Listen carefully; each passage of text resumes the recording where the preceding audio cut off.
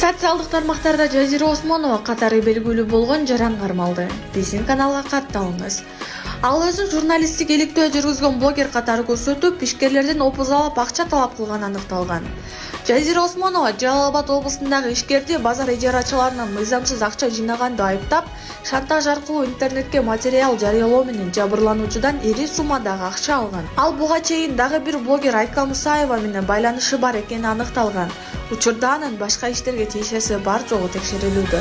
Кыздарды коркутуп зордуктап жүргөнү айтылды. УКМКнын маалыматында кармалган киши дөөчүн кыз менен жакын мамиледе болуп, Камчы Көлбаевдин дагы адамдарына таянып, аларды каржылаганга шектелүүдө. Караларга таянган Эргул кыздарды коркутуп зордуктаганга да айыпталып жатат. 26-27 январь күндөрү Өзбекстандын президенти Шавкат Мирзиёев мамлекеттик сапар менен Кыргызстанга келет.